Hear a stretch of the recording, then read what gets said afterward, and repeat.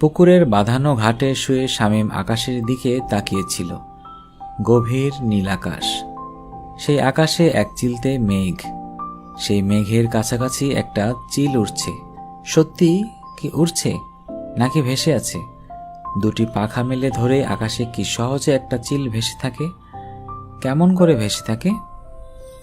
শামীম উঠে বসে পুকুরের দিকে তাকালো। পুকুরের স্থির পানিতে একটু ঢেউ নেই, একটু আলোড়ন নেই। মনে হয় পুকুরের পানি নয়, সময় বুঝি স্থির হয়ে আছে। পুকুরের কাচের মতো স্থির পানিতে বড় বড় গাছের ছায়া পড়েছে, সেই ছায়াগুলো স্থির। শামীম নিজের ভেতরে এক ধরনের বিষণ্ণতা অনুভব করে। কেন তার ভেতরে এই অকারণ বিষণ্ণতা সে জানে না।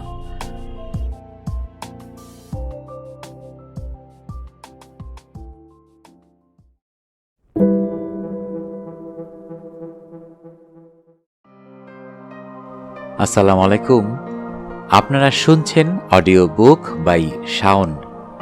আজকে আপনাদের পড়ে শোনাব মুহাম্মদ জাফর ইকবাল রচিত বিখ্যাত উপন্যাস সেরিনা। যারা এখনো অডিও বুক বাই শাওন চ্যানেলটি সাবস্ক্রাইব করেননি, অনুরোধ থাকবে চ্যানেলটি সাবস্ক্রাইব করে বেল আইকনটি অন করে দিবেন। তাহলে শুনতে থাকুন মুহাম্মদ জাফর ইকবাল রচিত কালোজয়ী উপন্যাস সেরিনা। আজকে শুনবেন উপন্যাসটির প্রথম পর্ব।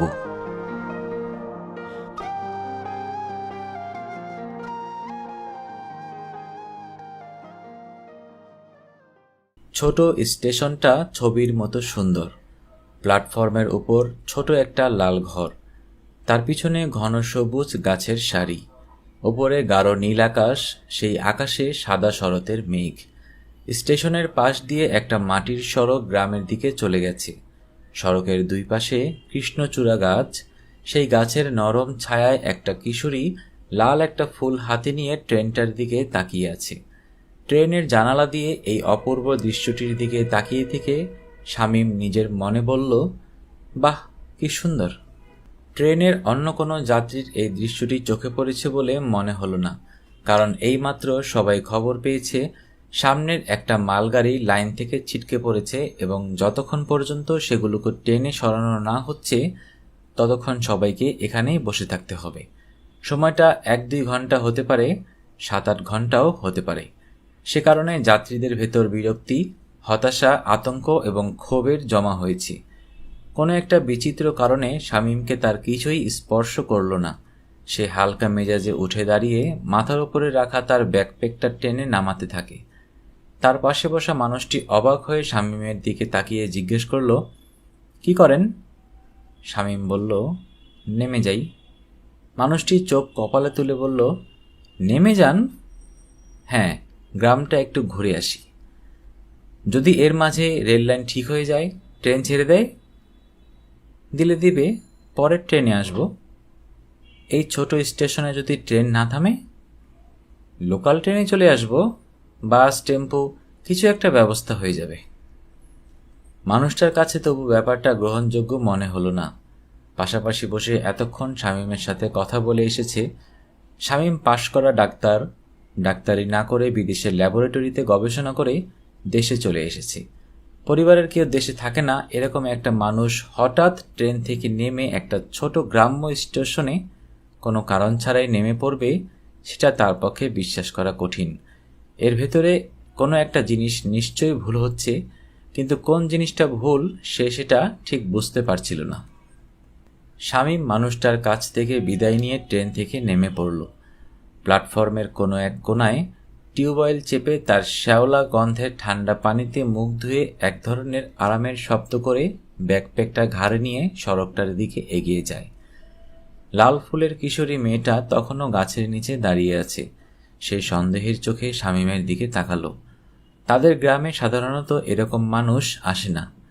শামীম মেয়েটির দিকে একটু তাকিয়ে মুখে একটু হাসি ফুটিয়ে জিজ্ঞেস করল, কি খবর? মেয়েটি শামীমের প্রশ্নের কোনো উত্তর দিল না, বরং তার চোখে সন্দেহ ঘনীভূত হলো। শামীম হাল ছাড়ল না, বলল, তোমার নাম কি? কোনো উত্তর নেই। কোন ক্লাসে পড়ো? এবারেও কোনো উত্তর নেই। তোমাদের গ্রামের নাম কি? এবারেও কোনো উত্তর নেই। শামীম এবারে হাল ছেড়ে দিয়ে সড়কের নরম ধুলায় পা ডুবিয়ে সামনের দিকে হাঁটতে থাকে। কয়েক পা হেঁটে চোখের কোণা দিয়ে পিছনে তাকিয়ে দেখল মেয়েটি একটি নিরাপদ দূরত্ব রেখে তার পিছু পিছু হেঁটে আসছে। শামীমকে নিয়ে একটু কৌতূহল, আবার অপরিচিত মানুষ বলে খানিকটা জড়তাও আছে। গ্রামের সড়ক ধরে হেঁটে হেঁটে সে একটা বড় দিঘির কাছে পৌঁছালো। দিঘির পাশে বিশাল একটা গাছ, গাছের শিকড় বহু দূর পর্যন্ত ছড়িয়ে আছে। শামীম গাছের ছায়ায় মোটা একটা শিকড়ের ওপর আরাম করে বসে পড়ল। তার পিছনে পিছনে হেঁটে আসা কিশোরী মেয়েটাও কাছাকাছি একটা শিকড়ের ওপর বসে পড়ল। প্রশ্ন করলে মেয়েটি যেহেতু প্রশ্নের উত্তর দেয় না, তাই শামীম এবারে আর প্রশ্ন করার চেষ্টা করল না। চোখে চোখ পড়তেই সে একটু হাসার চেষ্টা করল। মেয়েটা হঠাৎ করে জিজ্ঞেস করল, আপনি কই যান? অত্যন্ত কঠিন প্রশ্ন। এই প্রশ্নের উত্তর দেওয়া সম্ভব না, কারণ সে আসলে কোথাও যাচ্ছে না। মেয়েটা তার প্রশ্নের উত্তরে সন্তুষ্ট হবে না জেনেও শামীম বলল, আমি কোথাও যাই না। তাহলে এখানে কি করেন? কিছু করি না, বসে আছি। ঠিক কি কারণ জানা নেই, শামীমের কথা শুনে মেয়েটা ফিক করে হেসে দিল। মনে হয় একজন বড় মানুষ কিছু না করে শুধু বসে আছে, ব্যাপারটা এই মেয়েটার কাছে খুবই হাস্যকর একটা ঘটনা। শামীম অবশ্য এখানে হাসার মতো কিছু খুঁজে পেল না, কিন্তু সেও শব্দ করে হাসল। হাসি খুব চমৎকার একটা বিষয়। একটা হাসিতে সব দূরত্ব নিমিষে দূর হয়ে যায়। মুহূর্তে মেয়েটা সহজ হয়ে গেল। সবকিছু বুঝে ফেলেছে এরকম ভঙ্গি করে মাথা নাড়ল, বলল, বুঝেছি। কি বুঝেছ? আপনি পত্রিকার লোক, আমাদের গ্রামের খবর পত্রিকায় লিখবেন? শামীম হাসল, বলল, না, আমি পত্রিকার লোক না। তোমাদের গ্রামে পত্রিকায় লেখার মতো খবর আছে? মেয়েটা খানিকক্ষণ চিন্তা করে বলল, কালাম চাচার গাইয়ের একটা বাছুর হয়েছিল, তার 2টা মাথা। শামীম মাথা নাড়ল। এটা মনে হয় খবরের কাগজে ছাপা হওয়ার মতোই খবর। জিজ্ঞেস করল, আর কিছু? মতিচোরা যখন গরু চুরি করতে গিয়ে ধরা পড়ল, তখন তার মাথার চুল কামিয়ে মুখে আলকাতরা মাইখে সারা গ্রামে ঘুরিয়েছে। আর কিছু? স্বামীর সংসারে অশান্তি, সেই জন্যে সকিনা খালা গলায় দড়ি দিছিল। শামীম একটা নিঃশ্বাস ফেলল। দেশের আনাচে কানাচে এরকম কত দুঃখের কাহিনী না জানি লুকিয়ে আছে। মেয়েটা আঙ্গুলে গুনে গুনে তাদের গ্রামের গুরুত্বপূর্ণ খবরগুলো দিতে থাকে। শামীম অন্যমনস্কভাবে শুনতে শুনতে দূরে তাকিয়ে থাকে। বিশাল দিঘিটার একপাশে কিছু দুরন্ত ছেলে দাবাদাবি করছে। গ্রামের মহিলারা দিঘিতে বাসনপত্র ধুতে এসেছে, কাপড় কাচ্ছে। সড়ক দিয়ে রাখালেরা গরু নিয়ে মাঠে যাচ্ছে। কিছুক্ষণ বসে থেকে শামীম উঠে দাঁড়ালো। মেয়েটাও উঠে দাঁড়ালো, জিজ্ঞেস করল, কই যান? একটু হেঁটে দেখি। শামীম সড়কের নরম ধুলায় পা ডুবিয়ে হাঁটতে থাকে। মেয়েটাও তার পাশে পাশে হাঁটে, এবারে আর নিরাপদ দূরত্বে থেকে নয়, পাশাপাশি। মেয়েটা আঙ্গুল দিয়ে দূরে দেখিয়ে বলল, ওই দিকে আমার বাড়ি। তোমার বাড়িতে কে কে আছে? বাবা আছে, ভাই আছে, বউ আছে। মা? মাও আছে। বলে মা থাকার পরও মায়ের কথা না বলার জন্যে মেয়েটা একটু অপরাধীর মতো হাসল। সড়কটা ধীরে ধীরে সরু হয়ে আসে। সড়কের 2 ধারে বড় বড় গাছ সড়কটাকে আবছা অন্ধকারে ঢেকে ফেলে। সড়কের একপাশে খানিকটা জলা জায়গা, তার কাছাকাছি আসতেই বেশ কয়েকটা ব্যাঙ পানিতে লাফিয়ে পড়ল। শামীম একটু চমকে উঠল এবং সেটা দেখে মেয়েটা হি হি করে হাসতে শুরু করল। 2 জন আরও একটু দূরে এগিয়ে যায়। সড়কের একপাশে একটা ছোট ডোবা এবং সেখানে কি যেন কলবল করে ওঠে। এবারে মেয়েটা চমকে উঠল, তারপর ডোবার কাছে গিয়ে উকি দিয়ে বলল, মাছ। শামীম জিজ্ঞেস করল, কি মাছ? জানি না, বড় মাছ। এই ছোট ডোবাতেও বড় মাছ আছে? মেয়েটা যুক্তি তর্কের দিকে গেল না, বলল, বাবারে ডেকে আনি, কোচ দিয়ে মাছটারে ধরবে। কোচ জিনিসটা কি শামীম বুঝতে পারল না, কিন্তু সেটা যাই হোক, সেটা দিয়ে কিভাবে মাছটাকে ধরবে সেটা দেখার জন্য শামীমের একটু আগ্রহ হলো। সে বলল, যাও ডেকে আনো। মেয়েটা বাবাকে ডাকতে ছুটে গেল। শামীম ডোবার পাশে পা ছড়িয়ে বসে অপেক্ষা করতে থাকে। পানিতে তাকিয়ে বড় মাছটা দেখার চেষ্টা করল, কিন্তু চোখে কিছু পড়ল না। কিছুক্ষণের মাঝে মেয়েটা তার বাবাকে ডেকে আনে। বাবা কম বয়সী, শক্ত সামর্থ্য একজন মানুষ, তার হাতে একটা কোচ, এবং সেটা দেখে শামীম চমকে উঠল।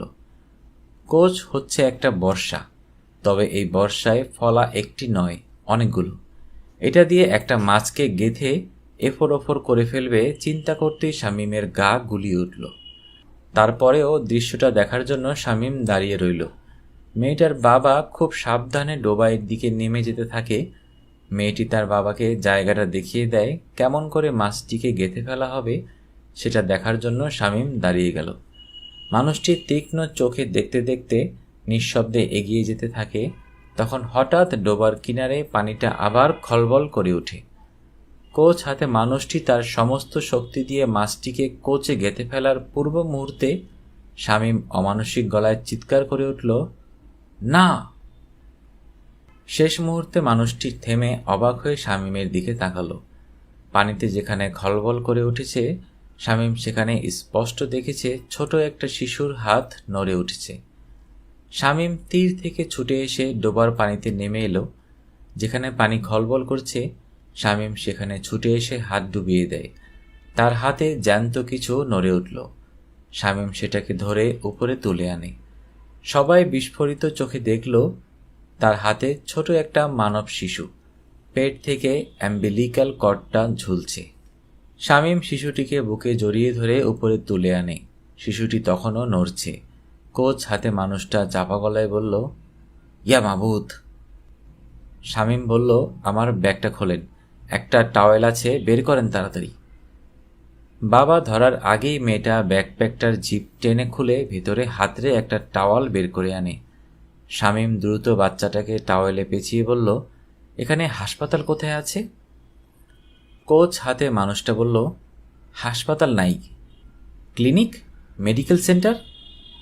নাই, সদরে একজন ডাক্তার বসে। শামীম বলল, আমার ডাক্তার দরকার নাই, আমিই ডাক্তার। মেয়েটা জিজ্ঞেস করল, বেঁচে আছে? হ্যাঁ। পানিতে ডুবে বেঁচে আছে কেমন করে? শামীম বলল, আমি জানি না। মেয়েটা শামীমের বুকে চেপে ধরে রাখা শিশুটিকে দেখার চেষ্টা করতে করতে বলল, ছেলে না মেয়ে? ছেলে না মেয়ে? শামীম বলল, খেয়াল করিনি। মেয়েটা বলল, মেয়ে, মনে হয় মেয়ে। দেখতে দেখতে তাদের ঘিরে মানুষের ভিড় জমে গেল। একজন বলল, এটা কার বাচ্চা? আরেকজন বলল, বাচ্চাকে পানিতে ফেলছে কেন? আরেকজন বলল, কেন পানিতে ফেলছে আপনি বুঝেন নাই? বার লিখে বড় হয়েছেন? আরেকজন বলল, কিন্তু কে এই বাচ্চার মা? কি সেইটা আপনাকে বলবে? তখন বেশ কয়েকজন হঠাৎ করে বাচ্চাটাকে দেখতে চাইল। বলল, দেখি বাচ্চাটারে দেখি। শামীম বলল, বাচ্চাটাকে পরে দেখা যাবে, এখন তাকে হাসপাতালে নিতে হবে, এক্ষুনি। ছোট শিশুটির বুকে কিছুক্ষণ স্টেথোস্কোপটা ধরে রেখে কিছু একটা শুনে কম বয়সী ডাক্তারটি বলল, বাঁচার সম্ভাবনা খুব কম। শামীম অবাক হলো না। সে নিজে ডাক্তার। সে খুব ভালো করে জানে একটা শিশু মায়ের গর্ভে একটা উষ্ণ পরিবেশে থাকে। জন্ম হবার পর বাইরের জগৎটি তার জন্য যথেষ্ট ঠান্ডা। বাচ্চাকে তখন কাপড় জড়িয়ে রাখতে হয়। এরকম একটা বাচ্চাকে যদি একটা ডোবায় ফেলে দেওয়া হয়, তার বেঁচে ওঠার সম্ভাবনা খুব কম।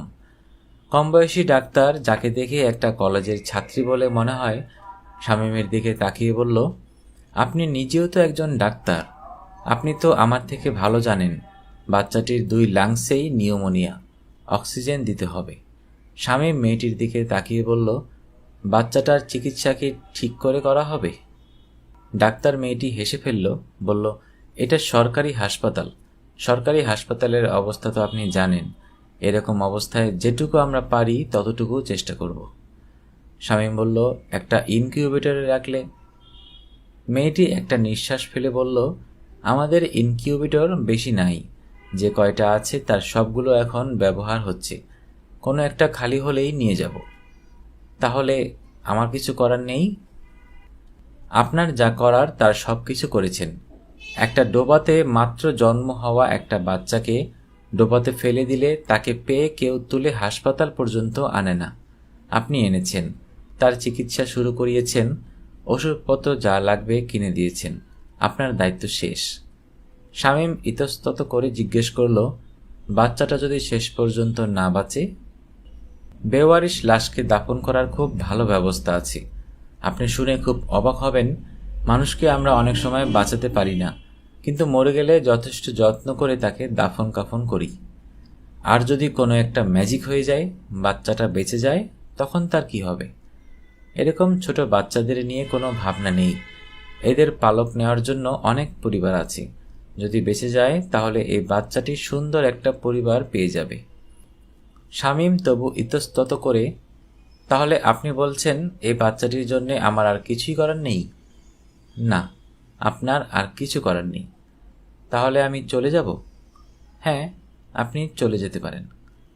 শামীম ছোট শিশুটির দিকে তাকালো। শিশুটির নিঃশ্বাস নিতে কষ্ট হচ্ছে, ছোট ছোট দ্রুত নিঃশ্বাস পড়ছে। নিউমোনিয়া শিশুদের বেলায় যেটা সবসময় দেখা যায়। শামীম শিশুটির কপাল একবার স্পর্শ করে মনে মনে বলল, ভালো হয়ে যাও। হাসপাতালের করিডোর ধরে হাঁটতে হাঁটতে শামীমের ভেতরে কিছু একটা খচখচ করতে লাগলো। ঠিক কোন ব্যাপারটা তার ভেতরে এরকম খচখচ করছে সে ধরতে পারল না। সেই জন্যে অস্বস্তিটা আরো বেশি পীড়া দিতে লাগলো। চাবি দিয়ে ঘরের দরজা খুলে শামীম তার ব্যাকপ্যাকটা নিচে রেখে ভেতরে তাকাতেই দেওয়ালে টানানো শাহানা আর ঋতুর বড় ছবিটা চোখে পড়ল। দুইজনই তার দিকে তাকিয়ে আছে। যতক্ষণ সে বাসায় থাকে ততক্ষণ এই দুইজন তার দিকে তাকিয়ে থাকে। গাড়ি অ্যাক্সিডেন্টে তার শরীরের প্রায় সবগুলো হাড় ভেঙে গিয়েও সে বেঁচে গেল, কিন্তু শাহানা আর ঋতুর শরীরে আঘাতের কোনো চিহ্ন নেই, কিন্তু তারা দুজনেই মরে গেল। বিষয়টা এতদিন পরেও তাকে অবাক করে দেয়। শামীম কোনোদিন চিন্তা করেনি শাহানা আর ঋতু ছাড়া সে একা একা বেঁচে থাকতে পারবে, কিন্তু সে একা একা বেঁচে আছে। ঠিক কী কারণ জানা নেই। মাঝে মাঝেই তার মনে হয় শাহানা কিংবা ঋতু আসলে মারা যায়নি, তারা বাসাতেই আছে, ডাক দিলেই দরজা খুলে বের হয়ে আসবে।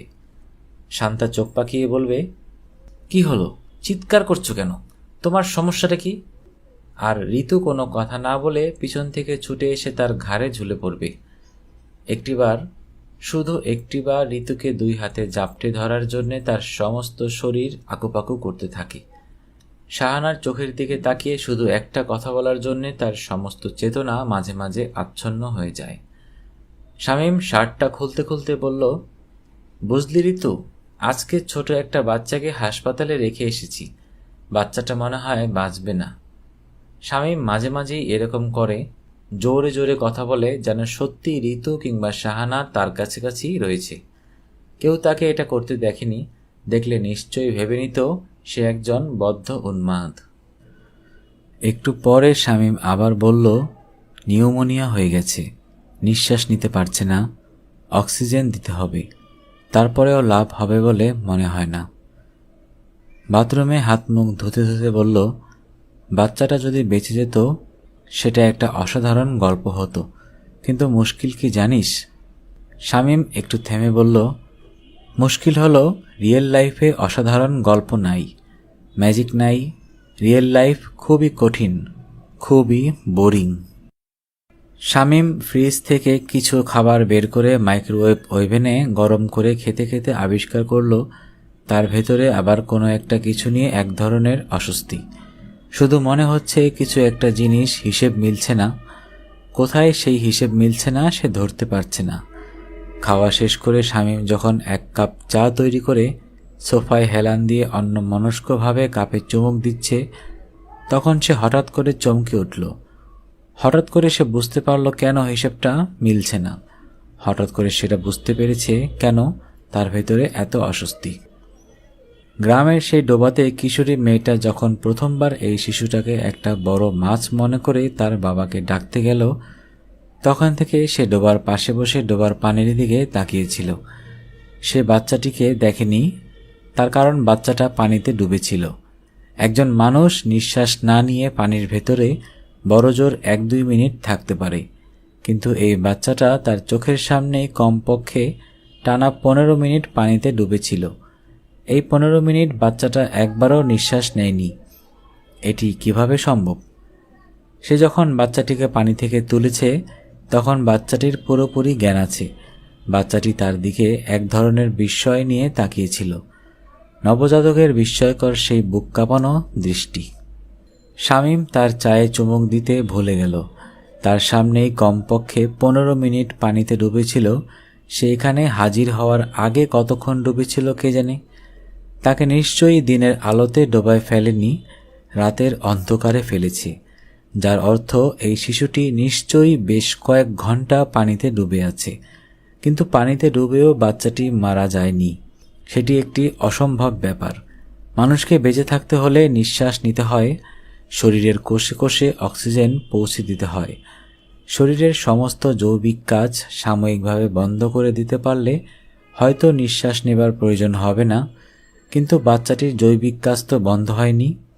বাচ্চাটির তো পুরোপুরি জ্ঞান ছিল, মাঝে মাঝে পানিতে খলবল করে মাছের মতো নড়ে উঠছিল। বাচ্চাটিকে তোলার পর তার হাতের ভেতর নাড়াচাড়া করেছে। সে পুরোপুরি সতেজ একটা শিশুর মতো ছিল, কোনো নিঃশ্বাস না নিয়ে। এটি কিভাবে সম্ভব? শামীম একটু অবাক হলো। বিষয়টা কেন তার চোখে এতক্ষণ পর ধরা পড়ল? যেহেতু এটি অসম্ভব একটি ঘটনা, তাই নিজের অজান্তেই সে ধরে নিয়েছে নিশ্চয়ই এটি সত্য নয়, নিশ্চয়ই অন্য কিছু ঘটেছে যেটা তার চোখে পড়েনি। তাছাড়া বাচ্চাটাকে প্রাণে বাঁচানোটাই ছিল তার মূল উদ্দেশ্য। তখন অন্য কোনো কিছু সাময়িকভাবে তার মাথায় আসেনি। শামীম চায়ের কাপটা টেবিলে রেখে উঠে দাঁড়ালো। সে হাসপাতালে গিয়ে বাচ্চাটাকে আরও একবার দেখে আসবে। এই রহস্যময় শিশুটিকে আরও একবার নিজের চোখে দেখে আসা দরকার। শামীম যখন হাসপাতালে পৌঁছেছে তখন সেখানে অনেক ভিড়। সরকারি হাসপাতালে যেরকম হয়, রোগীর তুলনায় নার্স ডাক্তারের সংখ্যা খুব কম। হাসপাতালের কোনো নিয়মকানুন নেই। লোকজন ইচ্ছেমতো ভেতরে ঢুকছে, বের হচ্ছে, রোগীর পাশে দাঁড়িয়ে আছে।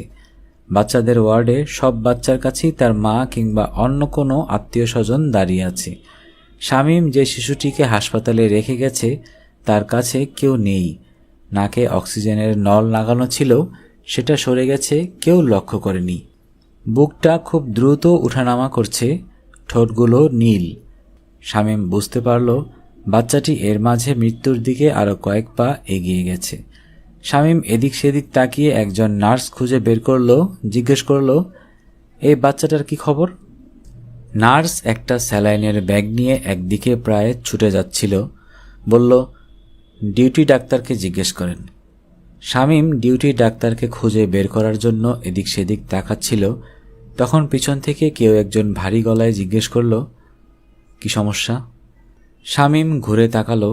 ধরের ওপর মাথা বসানো ঘাট্টাগোট্টা একজন মানুষ, গায়ে ডাক্তারের অ্যাপ্রন, গলা থেকে স্টেথিস্কোপ ঝুলছে, তাই বোঝা যাচ্ছে মানুষটা ডাক্তার। শামীম হাসি হাসি মুখ করে বলল, না, কোনো সমস্যা নেই।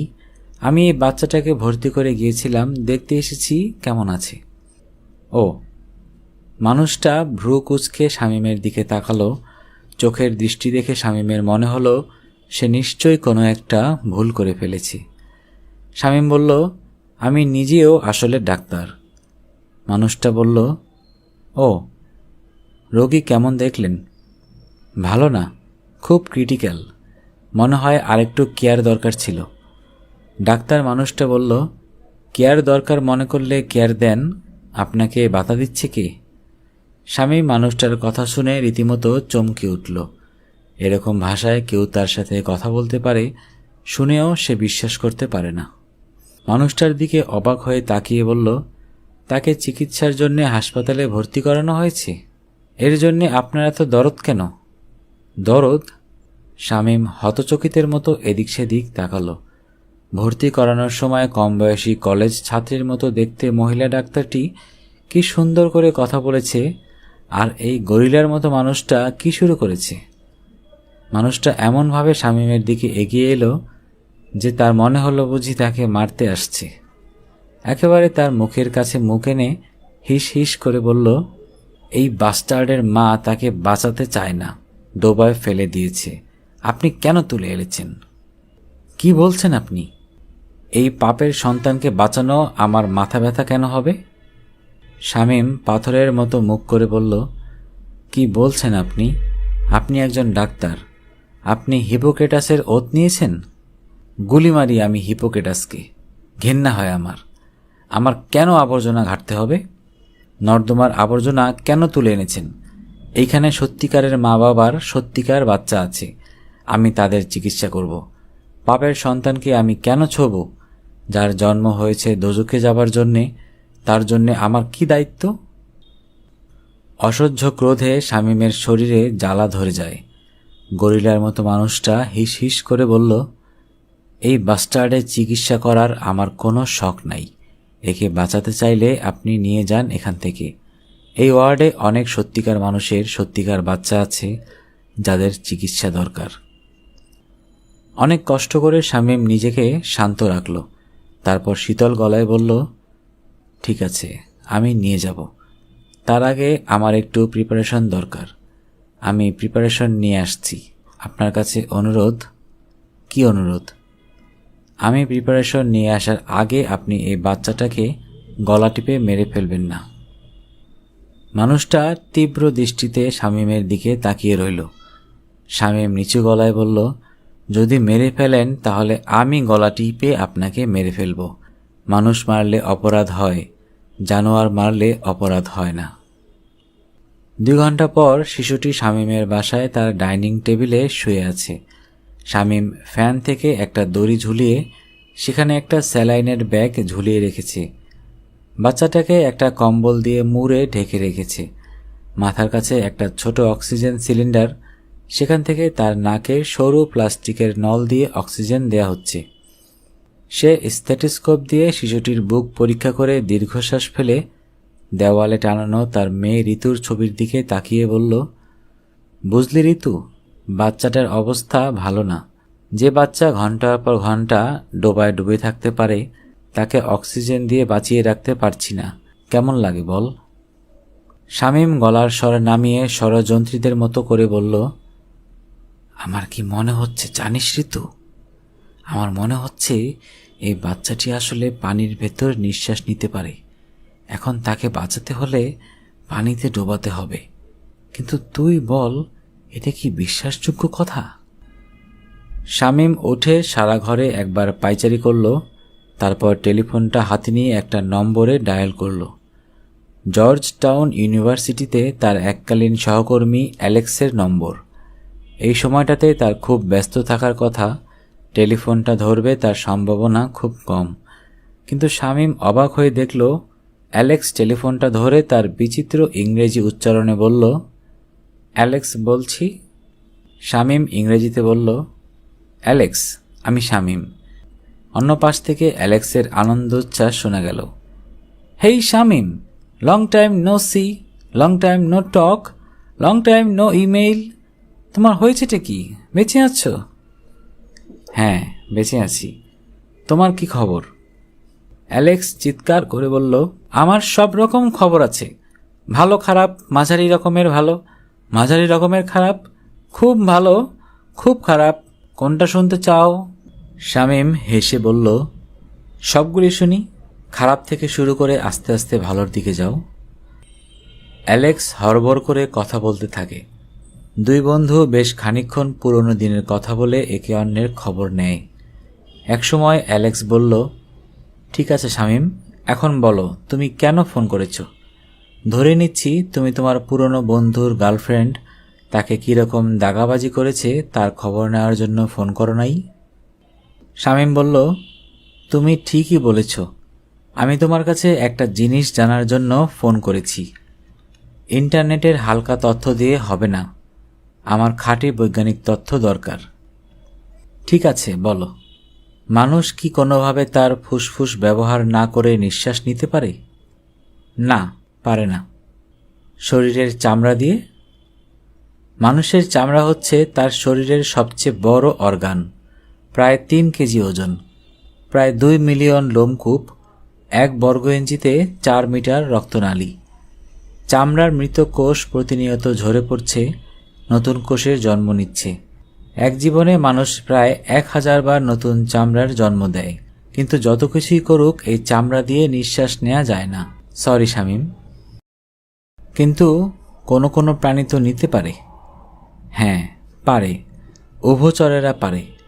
কোনো কোনো ব্যাঙ পারে, সালমান্ডার পারে। কোনো কোনো সালমান্ডার আছে যাদের ফুসফুস নেই, তারা তাদের চামড়া দিয়ে নিঃশ্বাস নেয়। কিন্তু মানুষ তো সালমান্ডার না। কোনো স্তন্যপায়ী প্রাণী পারে না? অ্যালেক্স কয়েক সেকেন্ড চিন্তা করে বলল, অস্ট্রেলিয়াতে ইঁদুরের মতো এক ধরনের মার্সুপিয়াল আছে, তার নামটা খুবই ফ্যান্সি, জুলিয়া ক্রিক ডোনাল্ড।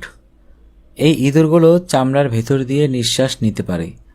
আমার জানা মতে আর কোনো স্তন্যপায়ী প্রাণী পারে না। অ্যালেক্স এক মুহূর্ত অপেক্ষা করে বলল, তুমি কেন আমাকে এটা জিজ্ঞেস করছো? তুমি কি কাউকে পেয়েছো যে ফুসফুস ব্যবহার না করে চামড়া দিয়ে নিঃশ্বাস নিতে পারে? শামীম হাসার চেষ্টা করে বলল, না সেভাবে পাইনি, কিন্তু এটা ছাড়া আর কোনো ব্যাখ্যা পাচ্ছি না। অ্যালেক্স হঠাৎ করে গম্ভীর গলায় বলল, দেখো শামীম, মানুষের প্রতি মুহূর্তে বিবর্তন হচ্ছে, মিউটেশন হচ্ছে। তাই ঘটনাক্রমে খুব বিচিত্র কিছু হওয়া অসম্ভব কিছু না। এই মিউটেশনগুলো টিকে থাকে না বলে আমরা এই বিচিত্র উদাহরণগুলো দেখি না। মানুষের চামড়ার প্রতি বর্গ ইঞ্চিতে 4 মিটার রক্তনালী, সেগুলো যদি কোনোভাবে চামড়ার কোষের ভেতর দিয়ে অক্সিজেন এক্সচেঞ্জ করতে পারে, সে হয়তো চামড়া দিয়ে নিঃশ্বাস নিতেও পারে। মাছ তার ফুলকা দিয়ে পানি থেকে অক্সিজেন নেয়। শামীম কিছু বলল না। অ্যালেক্স বলল, চামড়া দিয়ে নিঃশ্বাস নেবার জন্যে সালমান্ডারের চামড়া ভিজা থাকতে হয়। তুমি তোমার কেসে চামড়া ভিজিয়ে দেখো, দরকার হলে পানিতে ডুবিয়ে দেখো। তুমি বিজ্ঞানী মানুষ, তোমার কারো কথা বিশ্বাস করার দরকার নেই। তুমি এক্সপেরিমেন্ট করো, করে দেখো কি হয়। শামীম বলল, দেখব। কিছুক্ষণের মাঝেই শামীম তার এক্সপেরিমেন্ট শুরু করল। শামীম টেবিলে একটা গামলায় পানি রেখে সেখানে খানিকটা গরম পানি ঢেলে কুসুম কুসুম তাপমাত্রায় নিয়ে এলো।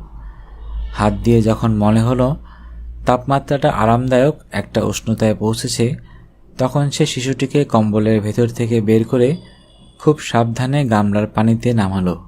শিশুটির মাথার পিছনে সাবধানে ধরে রাখল যেন গড়িয়ে পানিতে পড়ে না যায়। পানিতে নামানোর পর শিশুটির শরীর 1-2 বার ঝাঁকুনি দেয়, তারপর শান্ত হয়ে যায়। শামীম তীক্ষ্ণ দৃষ্টিতে তাকিয়ে থাকে।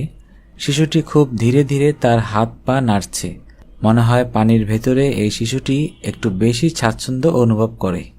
শিশুটির বুক খুব দ্রুত উঠানামা করছিল, নিউমোনিয়া হলে বাচ্চাদের যা হয়। শামীম অবাক হয়ে দেখল তার বুকের ওঠানামা কমে আসছে। শুধু তাই না, তার সারা শরীরে ছোট ছোট বাতাসের বুদবুদ জমা হচ্ছে। চামড়া দিয়ে শরীরে অক্সিজেন নিয়ে আবার চামড়া দিয়েই কার্বন ডাইঅক্সাইড বের করে দিচ্ছে। কার্বন ডাইঅক্সাইড বুদবুদগুলো বড় হওয়ার আগে শরীরে লেগে থাকছে। শামীম হতবাক হয়ে শিশুটির দিকে তাকিয়ে থাকে। স্ট্যাথিস্কোপ দিয়ে তার হৃদস্পন্দন মেপে দেখে ছোট একটা শিশুর একটা শক্তিশালী হার্ট ধুকপুক করে সারা শরীরে রক্ত সঞ্চালন করছে। শামীম চাপা গলায় বলল, ঋতু, তুই দেখছিস কি হচ্ছে? দেখছিস তুই? দেয়ালে ঋতুর ছবি কোনো উত্তর দিল না, কিন্তু তাতে শামীমের কোনো সমস্যা হলো না। সে ফিসফিস করে বলল, বুঝলি ঋতু, আমি এখন কি করব? আমি এখন খুব সাবধানে এই বাচ্চাটার মাথাটা ছেড়ে দেব, যেন তার মাথাটাও পানির ভেতর ঢুকে যায়, তার পুরো শরীর যেন পানির ভেতর থাকে।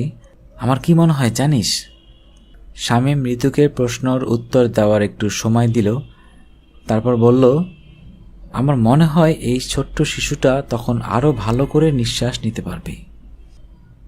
শামীম তখন সাবধানে বাচ্চাটার মাথা ছেড়ে দিল। সাথে সাথে বাচ্চাটা পানির নিচে তলিয়ে যায়। বাচ্চাটার চোখে মুখে বিন্দুমাত্র অস্বস্তির চিহ্ন নেই, বরং খুবই স্বাভাবিকভাবে সে পাশ ফিরে শুয়ে পড়ল। তার মুখ থেকে বড় কয়েকটা বাতাসের বুদবুদ বের হয়ে আসে।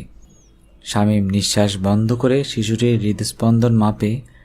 একটা সতেজ কচি হৃৎপিণ্ড বুকের ভেতর ধক ধক করছে। কি বিচিত্র একটা দৃশ্য! শামীম হতবাক হয়ে কিছুক্ষণ তাকিয়ে রইল। তারপর ঋতুর ছবির দিকে তাকিয়ে বলল, বুঝলি ঋতু, আমার কি মনে হয় জানিস? আমার মনে হয় এইবারে এই বাচ্চাটাকে বাঁচিয়ে তুলতে পারবো। ফুসফুস দিয়ে নিঃশ্বাস নিতে হচ্ছে না বলে ফুসফুসটা বিশ্রাম পাচ্ছে। এখন নতুন অ্যান্টিবায়োটিক চেষ্টা করতে পারবো। তোর কি বিশ্বাস হচ্ছে ঋতু? আমার একটুও বিশ্বাস হচ্ছে না। পরদিন শামীম অ্যালেক্সকে একটা ইমেইল পাঠালো। প্রিয় অ্যালেক্স, আমি জানি তুমি বিশ্বাস করবে না, তারপরেও আমি তোমাকে লিখছি। বিশ্বাস করো, সাথে যে ছবিটা পাঠাচ্ছি সেটা সত্যি। আমার বাসায় বড় একটা অ্যাকোরিয়ামে ছোট একটি মেয়ে, বয়স সম্ভবত 48 ঘন্টার বেশি নয়। সে পানির নিচে শান্ত হয়ে ঘুমাচ্ছে। সে ফুসফুস দিয়ে নিঃশ্বাস নিচ্ছে না, নিঃশ্বাস নিচ্ছে তার ত্বক দিয়ে। তার শরীরে একটা রূপালী আভা লক্ষ্য করেছ? এটা এসেছে ত্বকের ওপর খুব সূক্ষ্ম একটা কার্বন ডাইঅক্সাইড গ্যাসের আস্তরণ থেকে, নিঃশ্বাসের সাথে যেটা থেকে বের হয়ে আসছে। এই মুহূর্তে আমি কোনো ঝুঁকি নিচ্ছি না। একটা পাম্প দিয়ে পানিতে অক্সিজেন মিশিয়ে যাচ্ছি। মেয়েটির খুব খারাপ ধরনের নিউমোনিয়া হয়েছিল। এইটুকুন শরীরে অনেক অ্যান্টিবায়োটিক গিয়েছে। কাল থেকে আজকে সে অনেকখানি ভালো। তোমার কি মনে হয়, জীববিজ্ঞান বই কি নতুন করে লিখতে হবে? শামীম: পুনশ্চ ছবিটি তোমার জন্যে সাংবাদিকরা হাতে পেলে আমার জীবন শেষ হয়ে যাবে। 2 মিনিটের ভেতর শামীম অ্যালেক্সের কাছ থেকে একটা উত্তর পেল। প্রিয় শামীম, আমি আসছি। অ্যালেক্স: পুনশ্চ আমার জন্যে বেশি করে ঝাল দিয়ে ভারতীয় কায়দায় মুরগির মাংস রান্না করে রেখো। পুনশ্চ মৎস্যকন্যার জন্যে সম্ভাব্য কিছু ওষুধ, অ্যান্টিবায়োটিক, হরমোন, স্টেরয়েড, নিউট্রিয়েন্ট আনছি। কাস্টমস আটকালে উদ্ধার করার ব্যবস্থা রেখো। 13 বছর পর। পুকুরের বাঁধানো ঘাটে শুয়ে শামীম আকাশের দিকে তাকিয়েছিল। গভীর নীল আকাশ। সেই আকাশে এক চিলতে মেঘ। সেই মেঘের কাছাকাছি একটা চিল উড়ছে। সত্যি কি উড়ছে নাকি ভেসে আছে? 2টি পাখা মেলে ধরে আকাশে কি সহজে একটা চিল ভেসে থাকে? কেমন করে ভেসে থাকে? শামীম উঠে বসে পুকুরের দিকে তাকালো। পুকুরের স্থির পানিতে একটু ঢেউ নেই, একটু আলোড়ন নেই। মনে হয় পুকুরের পানি নয়, সময় বুঝি স্থির হয়ে আছে। পুকুরের কাচের মতো স্থির পানিতে বড় বড় গাছের ছায়া পড়েছে। সেই ছায়াগুলো স্থির। শামীম নিজের ভেতরে এক ধরনের বিষণ্ণতা অনুভব করে। কেন তার ভেতরে এই অকারণ বিষণ্ণতা সে জানে না। শামীম একবার আকাশের চিলটিকে দেখে আবার পুকুরের স্থির পানির দিকে তাকালো।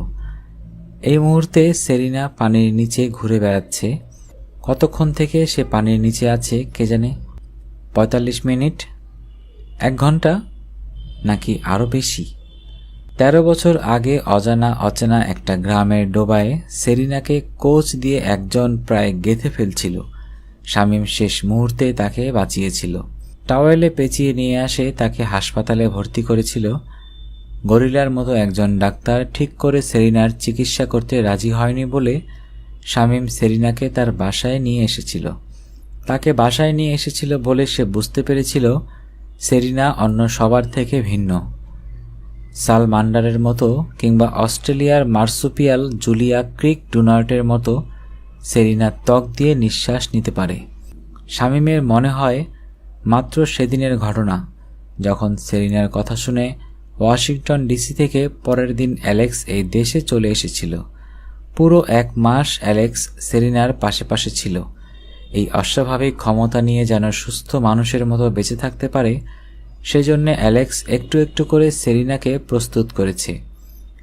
সেরিনার রক্তটাকে পরিশুদ্ধ করেছে, ত্বকটাকে কোমল করেছে, লোমকূপকে বিস্তৃত করেছে, রক্তনালীকে স্পষ্ট করেছে, ফুসফুসে নিউমোনিয়াকে দূর করেছে। সেরিনা নামটিও অ্যালেক্সের দেওয়া। গ্রিক উপাখ্যানে মৎস্যকন্যার নাম ছিল সাইরেন, সাইরেন থেকে সেরিনা। 1 মাস পর অ্যালেক্স ওয়াশিংটন ডিসিতে ফিরে গিয়েছিল। সেরিনার পরিচয় গোপন রেখে অ্যালেক্সের নেচারে একটা প্রবন্ধ লেখার কথা ছিল। সেই প্রবন্ধ আর লেখা হয়নি। অ্যালেক্স ছুটি কাটাতে মাউন্ট রেইনিয়ারের চূড়ায় উঠতে গিয়ে বরফ ধসে হারিয়ে গেল। শামীমের কি অবাক লাগে একজন মানুষ কি সহজে হারিয়ে যায়।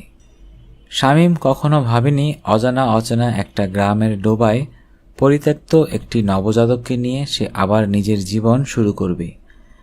শাহানা আর ঋতু মারা যাবার পর তার জীবনটা ছিল খাপছাড়া। সে ঠিক করে নিয়েছিল বাকি জীবনটা এভাবেই কাটিয়ে দেবে। কিন্তু সেরিনার কারণে তার সব হিসেব ওলটপালট হয়ে গেছে। এই মেয়েটি যেন সুন্দর সুস্থ একটা জীবন পেতে পারে, শামীম তার সব ব্যবস্থা করতে শুরু করেছিল। তখন একদিন রাতে তাকে ঘুম পাড়িয়ে দেবার জন্য কোলে নিয়েছে। হঠাৎ করে অবোধ শিশুটি তার চোখের দিকে তাকিয়ে ফিক করে হেসে দিল। 1 মাসের শিশু সত্যি সত্যি কারো চোখের দিকে তাকিয়ে অর্থপূর্ণভাবে হাসতে পারে কিনা সেটা নিয়ে তর্ক করা যেতে পারে, কিন্তু শামীম কোনো আলোচনার মাঝে গেল না। সেই অর্থহীন হাসিটি তার বুকের ভেতর সবকিছু ওলটপালট করে দিল। ঠিক সেই মুহূর্তে শামীম ঠিক করল সেরিনাকে সে নিজের সন্তান হিসেবে বড় করবে। তার খাপছাড়া অগোছালো জীবনটাকে আবার নতুন করে সাজাতে হলো। মফস্বলের একটা শহরে সে এসে স্থায়ী হলো। শহরতলিতে বড় জায়গা নিয়ে তার বাসা, বাসার পাশে বড় পুকুর। সেই পুকুরের ঘাটে সে এখন বসে আছে। গভীর পুকুরের কালো পানির নিচে সেরিনা সাঁতার কাটছে। হঠাৎ পুকুরের ঠিক মাঝখানে বিদ্যুৎ ঝলকের মতো সেরিনা লাফিয়ে ওঠে। তার সমস্ত শরীর পানি থেকে বের হয়ে আসে। 2 হাত 2 দিকে ছড়িয়ে সে চরকির মতো ঘুরপাক খেতে খেতে আবার পানিতে আছড়ে পড়ে। তারপর সে পানি ছিটিয়ে সাঁতরে সাঁতরে পুকুর ঘাটের দিকে আসতে আসতে থাকে। পুকুরের সিঁড়ি ধরে সে শামীমের দিকে তাকিয়ে খিলখিল করে হেসে বলল, আব্বু, তুমি ভয় পেয়েছ? শামীম বলল, তোর ধারণা আমি তোকে ভয় পাই? চমকে উঠেছ কিনা বলো? হ্যাঁ, একটু চমকে উঠেছি। হঠাৎ করে পানি থেকে লাফ দিলি তো, সেজন্যে। সেরিনা পুকুর ঘাটের সিঁড়ি দিয়ে উপরে উঠতে থাকে। শামীমের বড় একটা টি শার্ট পরেছে, সেটা প্রায় হাঁটু পর্যন্ত নেমে এসেছে। মাথার ভিজে চুলগুলো তার মুখে লেপ্টে আছে। ভিজে শরীর থেকে টপ টপ করে পানি পড়ছে। সেরিনা উপরে উঠে ভিজে শরীরে শামীমকে জাপটে ধরে আহ্লাদি গলায় বলল, আব্বু আব্বু আব্বু আব্বু, আমার সুইট আব্বু। শামীম বলল, দিলি আমাকে ভিজিয়ে? ভিজলে কিছু হয় না আব্বু, আবার শুকিয়ে যায়। শামীম হাত দিয়ে সেরিনাকে ধরে বলল, তোর কিছু হয় না, তুই হচ্ছিস মৎস্যকন্যা। আমরা তো তোর মতো মৎস্যকন্যা না, মৎস্য মানবও না। আমরা হচ্ছি বোরিং মানুষ।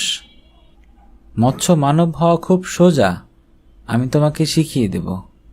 শামীম উঠে দাঁড়িয়ে বলল, থাক, আমাকে আর কিছু শেখাতে হবে না। সেরিনা বলল, আব্বু, যা খিদে পেয়েছে তোমাকে কি বলবো, মনে হচ্ছে আস্ত একটা ঘোড়া খেয়ে ফেলতে পারবো। থাক, ঘোড়া খেতে হবে না, ভাত খাবি আয়। সেরিনা তার ভিজে শরীরে শামীমকে ধরে রাখে। সেই অবস্থায় দুইজনে পুকুর ঘাট থেকে গাছগাছালির ছায়া দিয়ে হেঁটে হেঁটে বাসায় ঢুকল। বাসায় কেউ নেই, সাধারণত কেউ থাকে না। সকালে একজন মহিলা এসে ঘরদোর পরিষ্কার করে দেয়, বিকেলে এসে একটু রান্না করে দেয়। সেরিনা তার ভেজা শরীর মোছার কোনো চেষ্টা করল না।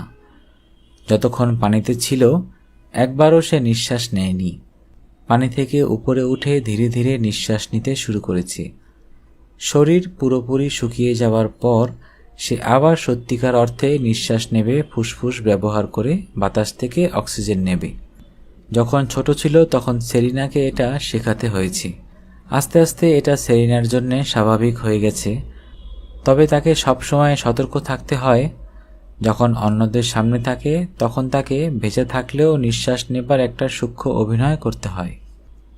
শামীম খাবার গরম করে টেবিলে রাখতে থাকে। সেরিনা ভেজা শরীরে ঘুরঘুর করে শামীমকে সাহায্য করে। তারপর দুজন খেতে বসে। সেরিনার প্লেটে আবার খাবার তুলে দেওয়ার সাথে সাথে সে খাবারের ওপর হুমড়ি খেয়ে পড়ল। শামীম কিছুক্ষণ তাকে খেতে দেখল, তারপর বলল, তোর এত হুড়মুড় করে খেতে হবে না, আস্তে আস্তে খা, তোর খাবার কেউ চুরি করে নেবে না। সেরিনা আবার হি হি করে হাসল, বলল, তোমাকে বলেছি না খিদে লেগেছে? 1 ঘন্টা পানির নিচে সাঁতরাবি, খিদে লাগবে না? আমি পানির নিচে সাঁতরাই না আব্বু। কি করিস? ঘুরে বেড়াই, শুয়ে থাকি, মাছদের সাথে কথা বলি। শামীম হেসে বলল, কি কথা বলিস? কেমন আছেন, ভালো আছেন, ডিম পারবেন? সেরিনা আবার হি হি করে হাসল, বলল, আগে মাছগুলো আমাকে দেখলে পালিয়ে যেত, এখন পালায় না, কাছে আসে, আমার সাথে সাঁতরায়। আমি মাঝে মাঝে সাঁতারের কম্পিটিশন করি। কে যেতে? মাছ। সেরিনা এক টুকরো সবজি চিবুতে চিবুতে বলল, একটা জিনিস জানো আব্বু? কি জিনিস? মাছগুলো কিন্তু খুব বোকা। কুকুর বেড়াল যেরকম পোষ মানে, সাথে সাথে ঘুরে বেড়ায়, মাছগুলো মোটেও সেরকম না, এরা পোষ মানে না। শামীম বলল, তাই তো হবার কথা। কুকুর বেড়াল হচ্ছে স্তন্যপায়ী প্রাণী, ম্যামেল, তাদের বুদ্ধি তো বেশি হবেই। মাছদের মাঝে স্তন্যপায়ী প্রাণী নেই? থাকবে না কেন? তিমি মাছ। তিমি মাছ তো আসলে মাছ না, তিমি মাছ হচ্ছে ম্যামেল, স্তন্যপায়ী প্রাণী। সেরিনা হতাশ ভঙ্গিতে মাথা নেড়ে বলল, আমরা তো পুকুরে তিমি মাছ পালতে পারবো না, এক তিমি মাছেই পুরো পুকুর ভরে যাবে। শামীম বলল, ডলফিন ও ম্যামেল, ডলফিন সাইজে ছোট আছে। সেরিনা আদুরে গলায় বলল, আব্বু, আমাকে একটা ডলফিন এনে দেবে প্লিজ প্লিজ। কি করবি? পালবো, সাথে নিয়ে সাঁতরাবো। এনে দিতাম, কিন্তু সমস্যা আছে। কি সমস্যা? এগুলো তো লোনা পানিতে থাকে, তোর পুকুরে মনে হয় না বেঁচে থাকতে পারবে। সেরিনা আশাভঙ্গের মতো একটা শব্দ করল। শামীম বলল, তোর সমস্যাটা কি? পানির নিচেই সব কিছু করতে হবে? পানির উপর কুকুর বিড়াল গরু ছাগল কত কি আছে, তাদের পোষ মানিয়ে তাদের সাথে সময় কাটা। সেটা তো সব সময়ই কাটাই। শুধু কুকুর বিড়াল কেন, তোর স্কুল আছে না? স্কুলের বন্ধুবান্ধব আছে না? টিচার আছে না? সেরিনা বলল, বন্ধুবান্ধব ঠিক আছে, কিন্তু টিচারেরাই তো সমস্যা। শামীম জিজ্ঞেস করল, কেন, টিচাররা কি সমস্যা করল? খুবই কড়া, খালি বলে পড়ো পড়ো। বলবেই তো, টিচাররা যদি পড়ার কথা না বলে তাহলে কি বলবে? বলবে খাও খাও, ঘুমাও ঘুমাও। সেরিনা মাথা নাড়ল, বলল, আমার পড়তে ভালো লাগে না। কারোই পড়তে ভালো লাগে না, তবু পড়তে হয়। পড়ে কি হবে? শামীম চোখ কপালে তুলে বলল, বলিস কি তুই? পড়ে কি হবে মানে? না পড়ে তুই কি করবি? তুমি আর আমি ঘুরে বেড়াবো, পৃথিবীর যত নদী আছে দেখব, যত লোক আছে দেখব, যত সমুদ্র আছে দেখব। শামীম হেসে সেরিনার মাথার ভেজা চুল এলোমেলো করে দিয়ে বলল, ঠিক আছে, তুই আর আমি সারা পৃথিবী ঘুরে বেড়াবো, কিন্তু সেজন্যে পড়া বন্ধ করতে হবে, কে বলেছে? সেরিনা কিছু বলল না, কিন্তু শামীমের যুক্তিটা মেনে নিল সেরকম মনে হলো না। বিকেলে সেরিনা বলল, আব্বু, আমি আবার পানিতে নামি? শামীম জোরে জোরে মাথা নাড়ল, বলল, না, তোর অ্যালেক্স চাচা আমাকে অনেকবার বলেছে আমি যেন তোকে সবসময় পানিতে ফেলে না রাখি। কেন? তাহলে ধীরে ধীরে তুই তোর ফুসফুস ব্যবহার করতে ভুলে যাবি, চামড়ার নিচে তোর রক্তনালীগুলো স্পষ্ট হয়ে উঠবে। অ্যালেক্স চাচা আর কি বলেছে? বলেছে তুই যখন বড় হবি তখন খুব হ্যান্ডসাম একটা ছেলের সাথে তোকে বিয়ে দিতে। যাও, বলে সেরিনা শামীমকে একটা ধাক্কা দিল। অ্যালেক্স চাচা এটা বলতেই পারে না, আমি কোনো দিন বিয়ে করব না। ঠিক আছে, করিস না, আমি তোমার সাথে থাকব। ঠিক আছে, থাকিস। সেরিনা একটা নিঃশ্বাস ফেলে বলল, আমার খুব অ্যালেক্স চাচাকে দেখার ইচ্ছা করে।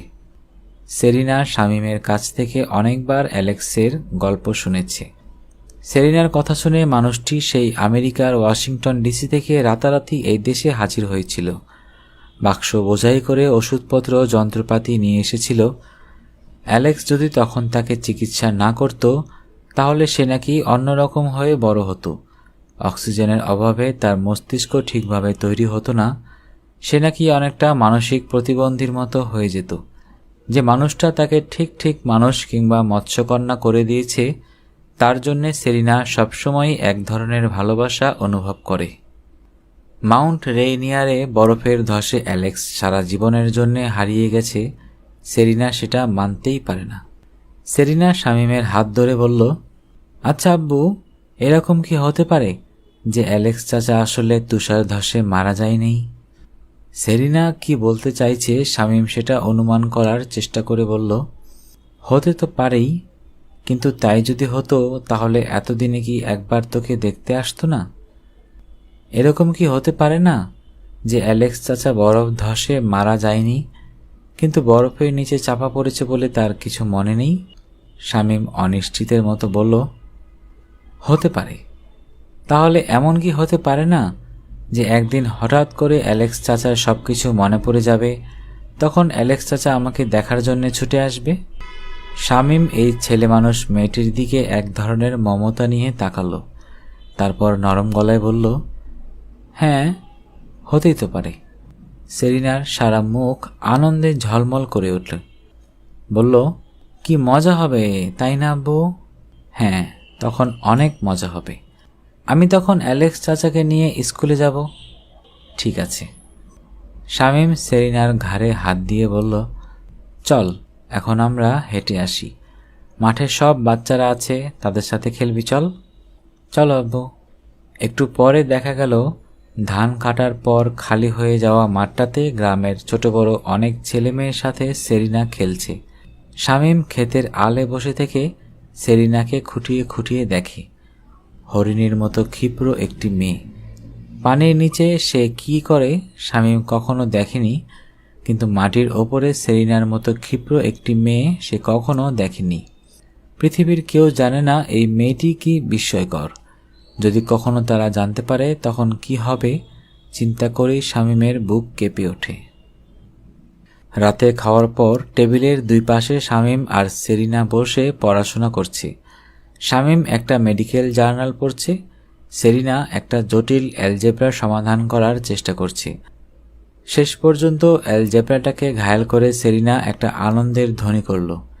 শামীম চশমার ওপর দিয়ে সেরিনার দিকে তাকিয়ে বলল, কি হয়েছে, এত আনন্দ কিসের? একটা অ্যালজেব্রা করেছি। গুড। অনেক কঠিন ছিল। Very good. অ্যালজেব্রা করে আমার মগজ জ্যাম হয়ে গেছে। এখন এই জ্যাম ছোটানোর জন্যে কি করতে হবে? আমার সাথে গল্প করতে হবে। কিসের গল্প? সেরিনা লাজুক মুখে বলল, আমার আম্মু আর আব্বুর গল্প। তুমি কেমন করে আমাকে পেয়েছো সেই গল্প। শামীম মনে মনে একটা নিঃশ্বাস ফেলল। সেরিনাকে সে কিভাবে পেয়েছে সেই সত্যি ঘটনাটি সে কখনো তাকে বলেনি। তাকে খুঁজে পাওয়ার একটা কাল্পনিক গল্প বলেছে। সেই গল্পটি সেরিনার খুব প্রিয়। মাঝে মাঝেই সেই গল্পটি তাকে বলতে হয়।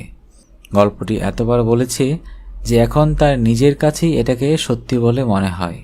শামীম হাসি হাসি মুখ করে বলল, তোকে কতবার এই গল্প বলেছি, আর কতবার শুনবি? সেরিনা বলল, আরও অনেকবার শুনবো আব্বু। গল্পটা শুনতে আমার একটু কষ্ট হয়, আবার একটু ভালো লাগে। শামীম বলল, ঠিক আছে, তাহলে কাছে আয়, আমার কাছে বস। সেরিনা শামীমের কাছে এসে তার গলা ধরে বসল। শামীম তখন সেরিনাকে খুঁজে পাওয়ার সেই কাল্পনিক কাহিনীটা শুরু করে। কিভাবে একটা নদী দিয়ে সে স্পিড বোটে করে যাচ্ছে, বিশাল নদী, সেখানে উথাল পাথাল ঢেউ। সেই নদীতে নৌকা করে একজন মাঝি তার স্ত্রীকে শহরের হাসপাতালে নিয়ে যাচ্ছে। তার স্ত্রী সন্তান সম্ভবা। মাঝ নদীতে হঠাৎ ঝড় উঠেছে।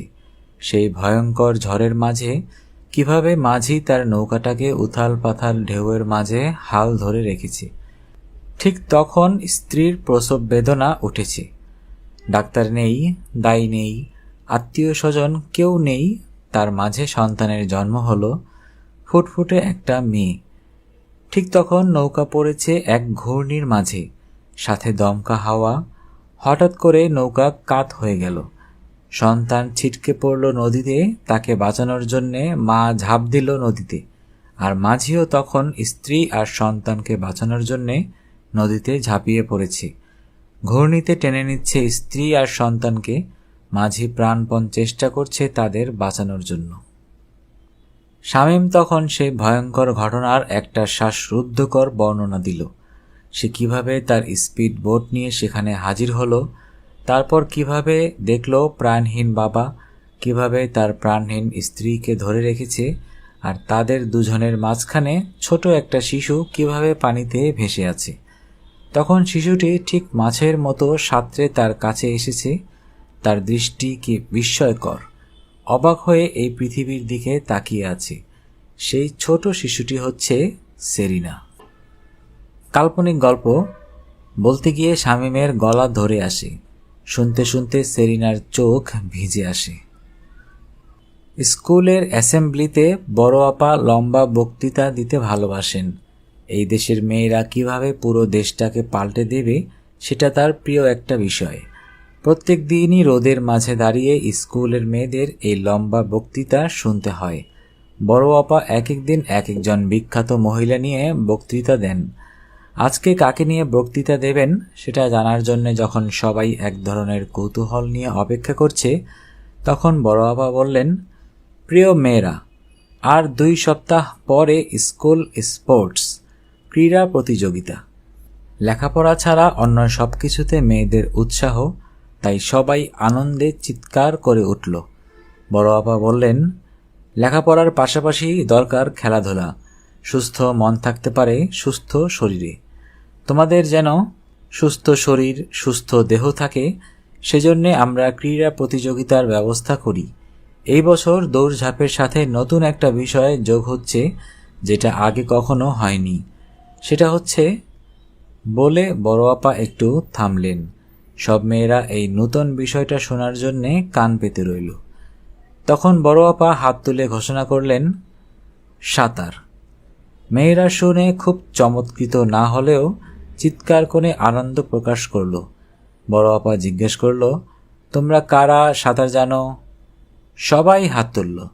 শুধু ছোট ক্লাসের কয়েকটা মেয়ে হাত তুলল না।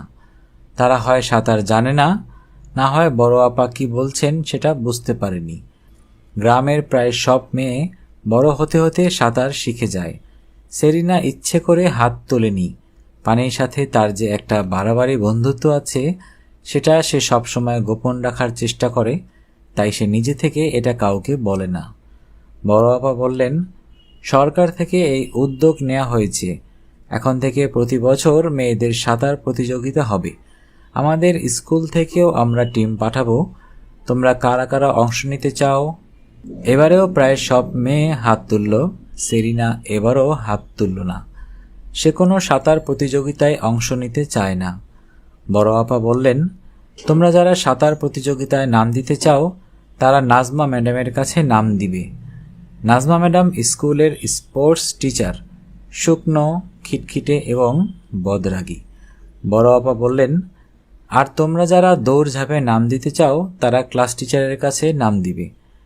স্কুলে বার্ষিক প্রতিযোগিতার জন্য প্রতিদিন দুপুরের পর ক্লাস ছুটি দিয়ে দেওয়া হয়। মেয়েরা তখন স্কুলের মাঠে দৌড়াদৌড়ি করে, হাই জাম্প, লং জাম্প দেয়। যারা কখনো দৌড়াদৌড়ি করে না তারা আছাড় খেয়ে পড়ে হাঁটু আর কনুইয়ের ছাল তুলে ফেলতে লাগলো। সাঁতার নিয়ে বড় আপার অনেক বক্তৃতা দেবার পরেও খুব বেশি মেয়ের সাঁতারে উৎসাহ দেখা গেল না। জেলেপাড়ার 2টি মেয়ে আর ডানপিঠে ধরনের কয়েকটা মেয়ে ছাড়া সাঁতার প্রতিযোগিতায় বেশি মেয়ে পাওয়া গেল না। স্কুলের সীমানার ভিতরে একটা পুকুর রয়েছে। বহু বছর আগে একটা মেয়ে ডুবে মারা যাবার পর এখন কাউকে সেখানে যেতে দেয়া হয় না। স্কুলের সবচেয়ে দুষ্ট মেয়েটিও পুকুরের কাছে যেতে সাহস পায় না। স্কুল কর্তৃপক্ষ পুকুরে মাছের চাষ করে। বাইরের লোকজন এই পুকুর লিজ নিতে খুবই আগ্রহী।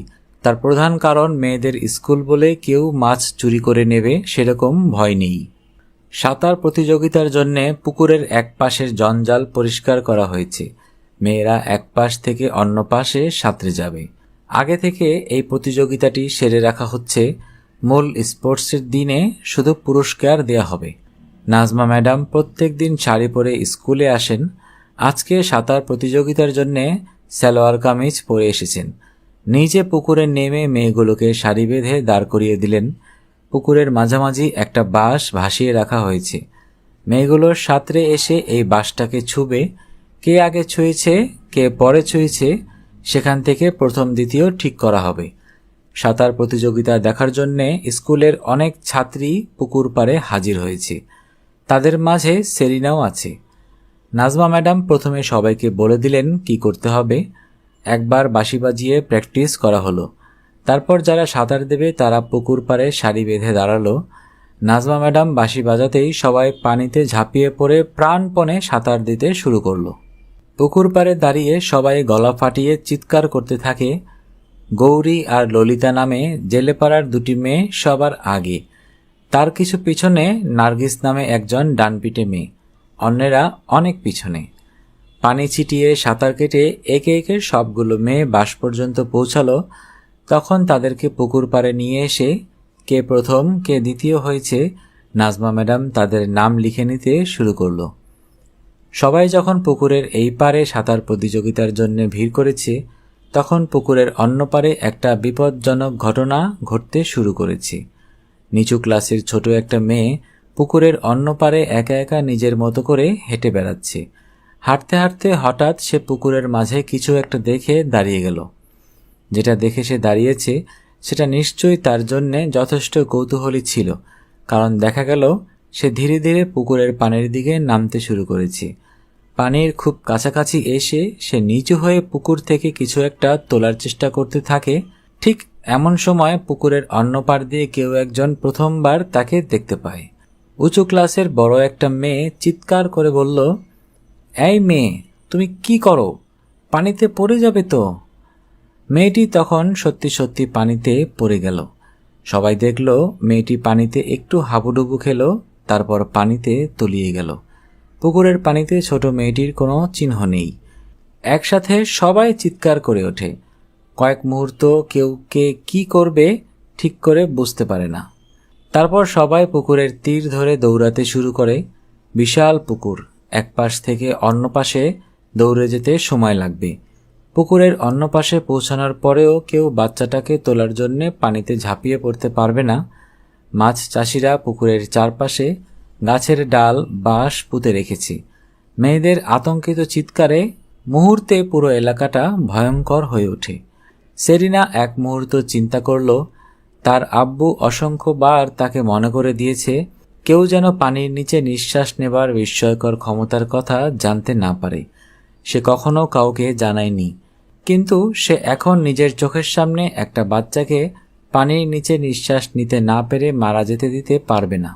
তাই সবাই অবাক হয়ে দেখল হঠাৎ সেরিনা পুকুরের তীর ধরে ছুটে এসেছে, পানিতে ঝাঁপিয়ে পড়েছে। পুকুরের পানিতে এতটুকু ঢেউ না তুলে একটা তীরের মতো করে পুরো শরীরটা পানির ভেতর ঢুকে গেল। তারপর কোথাও কিছু নেই, একটা নিস্তরঙ্গ পুকুর। তার নিচে কি আছে কেউ জানে না। দুই হাতে পানি কেটে সেরিনা সামনে এগিয়ে যায়। অসংখ্য বড় বড় মাছ সরে গিয়ে তাকে জায়গা করে দেয়। ঘোলা পানি আর শ্যাওলা, বেশি দূর দেখা যায় না। তার মাঝে সেরিনা দ্রুত এগিয়ে গেল। পরিষ্কার কিছু দেখা না গেলেও পানির ভেতর সে ছটফট করে নাড়াচাড়া করার শব্দ শুনতে পাচ্ছে। চোখের পলকে সে শিশুটির কাছে পৌঁছে গেল। পানির নিচে গাছের সাথে তার কাপড় আটকে গেছে। সেখান থেকে ছুটতে পারলেও সে ভেসে উঠতে পারবে না।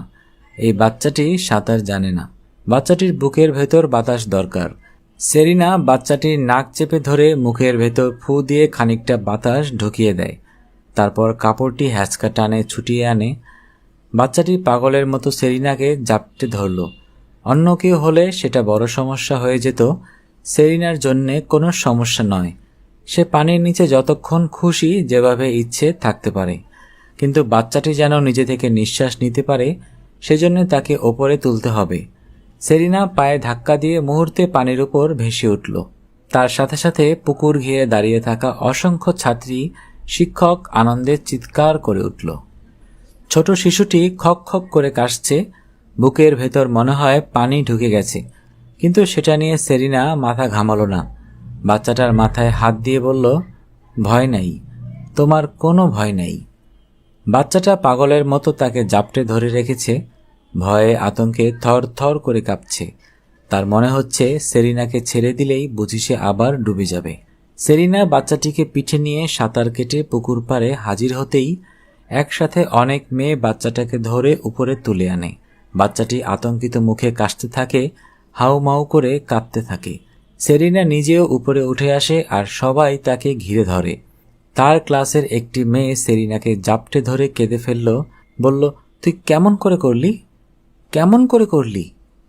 সেরিনা হাসার চেষ্টা করে বলল, আমাকে ছাড়, তুই ভিজে যাচ্ছিস।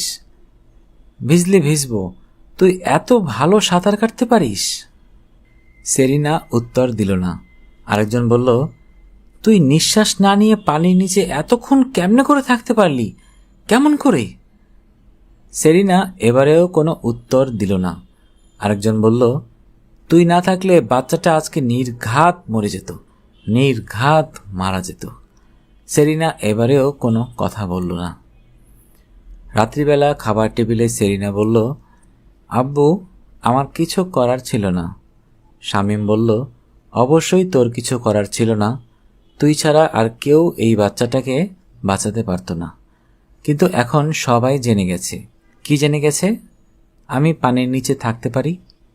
শামীম মাথা নাড়ল, বলল, ওহো, সেটা মনে হয় এখনও কেউ ধরতে পারেনি। সবাই ভেবেছে তুই খুব ভালো সাঁতার কাটতে পারিস, এই পর্যন্তই। কিন্তু তুই যে আসলে সাঁতার কাটিস না, তুই যে পানির নিচে মাছের মতো ঘুরে বেড়াস, সেটা কেউ ধরতে পারে নাই, কারণ সেটা কেউ একবারেও চিন্তা করে নাই। সেরিনা মাথা নাড়ল, বলল, হ্যাঁ, সবাই জিজ্ঞেস করেছে কেমন করে এত ভালো সাঁতার কাটতে শিখেছি। শামীম বলল, যাই হোক, যেটা হয়ে গেছে ভালোভাবেই হয়েছে। একটা বাচ্চাকে প্রাণে বাঁচিয়েছিস, সেটা নিয়ে বেশি হইচই হয়নি। এখন থেকে খুব সাবধান। তোর যে একটা অস্বাভাবিক ক্ষমতা আছে, সেটা যেন কেউ জানতে না পারে। সেরিনা বলল, কেউ জানবে না আব্বু, তুমি নিশ্চিন্ত থাকো। কিন্তু এত নিশ্চিন্ত থাকা গেল না, কারণ পরের দিনই বড় আপা ক্লাসের মাঝখানে সেরিনাকে ডেকে পাঠালেন। বড় আপার অফিসে ঢুকে সেরিনা দেখল সেখানে তাদের স্পোর্টস টিচার নাজমা ম্যাডাম ছাড়াও আরও 2-1 স্যার ম্যাডাম আছেন। বড় আপা সেরিনাকে ডেকে একেবারে তার নিজের কাছে নিয়ে গেলেন। তার মাথায় গায়ে হাত বুলিয়ে বুকের মাঝে একটু জড়িয়ে ধরলেন। তারপর বললেন, সেরিনা, মা, তোমাকে যে আমি কি বলে কৃতজ্ঞতা জানাবো বুঝতে পারছি না।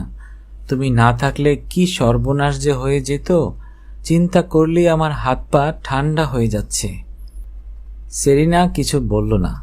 বড় আপা বললেন, সবাই যেটা বলছে সেটা বিশ্বাস করার মতো না, কিন্তু এতজন মানুষের সামনে পুরো ব্যাপারটা ঘটেছে, আমি ব্যাপারটা অবিশ্বাস করি কেমনে করে?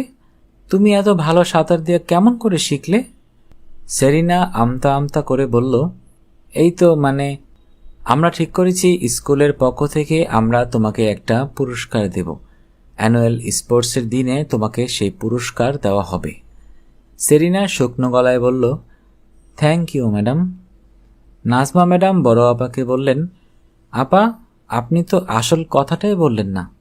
বড় আপা বললেন, আপনি বলেন। নাজমা ম্যাডাম তখন তার খনখনে গলায় সেরিনাকে বললেন, তুমি এত ভালো সাঁতার জানো, কিন্তু তুমি আমাদের সাঁতার প্রতিযোগিতায় যোগ দিলে না কেন? সেরিনা মাথা নিচু করে দাঁড়িয়ে রইল। সে এই প্রশ্নের কি উত্তর দেবে? যাই হোক, আমরা ঠিক করেছি তুমি প্রতিযোগিতায় যোগ না দিলেও তোমাকে আমাদের টিমে নিয়ে নেব। ন্যাশনাল কয়েকটা ইভেন্ট আছে, সেখানে আমরা অংশ নেব, তুমি হবে আমাদের টিম লিডার। সেরিনা ভয় পাওয়া গলায় বলল, না। কেন না? তুমি এত ভালো সাঁতার জানো, তুমি কেন অংশ নেবে না? সেরিনা কি উত্তর দিবে বুঝতে পারল না। আমতা আমতা করে বলল, না ম্যাডাম, না, আমি পারবো না। তুমি কি পারবে না? আমি সাঁতারের টিমে থাকতে পারবো না। কেন পারবে না? সেরিনার কোনো ভালো উত্তর নেই, তাই মাথা নিচু করে দাঁড়িয়ে রইল। বড় আপা জিজ্ঞেস করলেন, কেন পারবে না? সেরিনা অসহায়ভাবে বলল, আমার আব্বু বলেছে আমি যেন কোথাও না যাই। বড় আপা হাসি মুখে বললেন, এই সমস্যা? আমি নিজে তোমার আব্বুর সাথে কথা বলে পারমিশন নিব, তুমি নিশ্চিন্ত থাকো। সত্যি সত্যি বড় আপা নাজমা ম্যাডামকে নিয়ে একদিন বাসায় হাজির হয়ে গেলেন। শামীমের তখন আর কিছু বলার থাকল না। বাস থেকে নেমে সেরিনা তার ব্যাগটা ঘাড়ে তুলে নিল। নার্গিস তার ব্যাগটা নিয়ে সেরিনার পাশে দাঁড়ালো। জেলেপাড়ার দুটি মেয়ে গৌরী আর ললিতা তাদের ব্যাগ খুঁজে পাচ্ছিল না। শেষ পর্যন্ত তারাও তাদের ব্যাগ খুঁজে পেল। তখন চারজন তাদের ব্যাগ নিয়ে নাজমা ম্যাডামের পিছু পিছু সিঁড়ি দিয়ে বিল্ডিংটার উপরে উঠে যায়। এটা মেয়েদের একটা হোস্টেলের মতো। সারা দেশ থেকে সাঁতার প্রতিযোগিতায় যে মেয়েরা এসেছে তারা আগামী কয়েকদিন এখানে থাকবে। কালো মতন মোটা একজন মানুষ সবাইকে তাদের রুম নম্বর বলে দিচ্ছে। নাজমা ম্যাডাম মানুষটার কাছে থেকে সেরিনাদের রুম নাম্বার জেনে নিলেন। তারপর তাদেরকে নিয়ে সিঁড়ি দিয়ে দোতলায় উঠে গেলেন। একেবারে একটা কোণার দিকে একটা বড় ঘর, সেখানে অনেকগুলো বিছানা সারি সারি সাজানো। নাজমা ম্যাডাম বললেন, তোমরা তোমাদের পছন্দের বিছানা বেছে নাও, আর কেউ যখন এখনো আসেনি তোমাদের ফার্স্ট চয়েস। নাজমা ম্যাডামের কথা শুনে মনে হলো এটা বুঝি বিশাল একটা সুযোগ। আসলে সবগুলো বিছানা একই রকম, কাজেই আগে আর পরে বেছে নেওয়ার মাঝে কোনো পার্থক্য নেই। নার্গিস কোণার দিকে জানালার পাশে একটা বিছানার দিকে গিয়ে বলল, এইটা আমার বিছানা। তখন কাছাকাছি অন্য 3টা বিছানা বাকি 3জন দখল করে নিল। নাজমা ম্যাডাম বললেন, করিডোরের অন্য মাথায় বাথরুম আছে, নিচে ডাইনিং রুম। সেরিনা বলল, ঠিক আছে ম্যাডাম।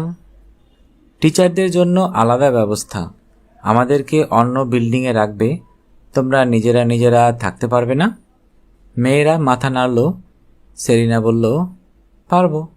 গুড, আমি তাহলে যাই, গিয়ে দেখি আমাদের জন্য কী ব্যবস্থা করেছে। নাজমা ম্যাডাম চলে যাবার পর সেরিনা তার বিছানায় বসে বলল, আমার খিদে লেগেছে। নার্গিস বলল, চল নিচে গিয়ে খেয়ে আসি। সেরিনা বলল, আগে হাত মুখ ধুয়ে আসি। গৌরী বলল, এই এত বড় ঘরে আমরা থাকবো, আর কেউ থাকবে না? মনে হয় থাকবে, অন্যেরা এখনো আসে নাই। নার্গিস তার ব্যাগ থেকে একটা তোয়ালে বের করে বলল, আমি হাত মুখ ধুয়ে আসি। নার্গিসের সাথে সাথে অন্যরাও গেল। হাত মুখ ধুয়ে তারা নিচে খেতে গেল। খাওয়া শেষ করে যখন তারা নিজেদের রুমে ফিরে এসেছে তখন তাদের রুমের ভেতরে অনেক মেয়ে। মনে হলো রীতিমতো বাজার বসে গেছে। ওরা দেখল ফর্সা করে লম্বা মতন একজন মেয়ে গলা উঁচু করে বলছে, থাকবো না, আমি এখানে থাকবো না, I will not stay here. শুনতে শুনতে শেষ হয়ে গেল আমাদের আজকের গল্প। যারা এখনও অডিও বুক বাই মেহেদি চ্যানেলটি সাবস্ক্রাইব করেননি, অনুরোধ থাকবে চ্যানেলটি সাবস্ক্রাইব করে বেল আইকনটি অন করে দিবেন। বরাবরের মতোই গল্প পাঠে আমি মোহাম্মদ মেহেদি হাসান। আপনাদের জ্ঞাতার্থে একটা কথা জানিয়ে রাখি, অনেকেই আমার গল্পগুলো শুনছেন, ভালো লাগছে আপনাদের, সেটা আপনাদের মন্তব্য এবং শেয়ার দেখে বুঝতে পারি। তবে আপনারা সাবস্ক্রাইব করছেন না, এটা কিন্তু খুবই দুঃখজনক ব্যাপার। অনেক কষ্ট করে আপনাদের জন্য গল্প উপহার দেওয়ার চেষ্টা করি। যদি ভালো লেগে থাকে তাহলে অবশ্যই বন্ধুবান্ধব এবং পরিবার পরিজনদের সবার সাথে শেয়ার করবেন এবং আমাকে সাপোর্ট করবেন। এবং অবশ্যই মনে করে সাবস্ক্রাইব করতে ভুলবেন না যেন। মন্তব্য করে আপনাদের মনের কথাগুলো আমাকে জানাবেন এবং কেমন গল্প শুনতে চান অবশ্যই আমাকে জানাতে পারেন। আপনাদের মন্তব্যই আমার চ্যানেলের মূল মন্ত্র।